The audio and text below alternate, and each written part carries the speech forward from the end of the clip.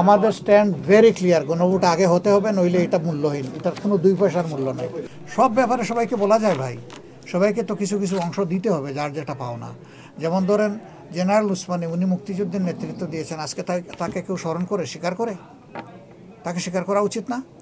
আসম আব্দুর রব প্রথম পতাকা তুলে ধরেছে, তাকে কেউ স্মরণ করে স্বীকার করে? তার একটা রিকগনিশন পাওয়া উচিত না?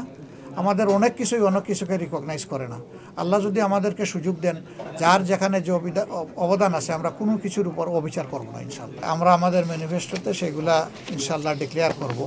তবে আমাদের ম্যানিফেস্টো এখন বান্দা ঝাঁপি, আমরা স্কেজুয়াল ডিক্লারেশনের আগে ম্যানিফেস্টোর কিছুই ডিসক্লোজ করব না।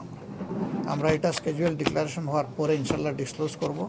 তখন আপনারা দেখতে পারবেন আমাদের ম্যানিফেস্টো কোরআনের আয়াত নয়, আমাদের জ্ঞান বুদ্ধি অনুযায়ী সর্বোচ্চটা যেটা পারবো সেটাই করব, যেটা পারবো না সেটা বলবো না। এবং মিথ্যা কোনো আশ্বাস আমরা জাতিকে দেব না, যে যার ইচ্ছা যাই দেব, এটা তাদের ব্যাপার, কিন্তু আমরা কোনো মিথ্যা আশ্বাস জাতিকে দেব না। আমাদের সেই ইয়েতে ম্যানিফেস্টোর সাথে ইনশাল্লাহ পরিকল্পনাও থাকবে, আপনারা পাবেন।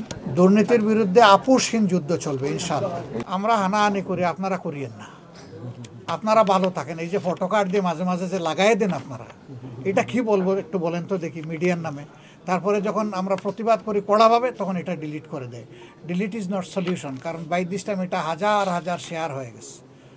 ডিসইনফরমেশন, মিসইনফরমেশন মানুষের কাছে চলে গেছে।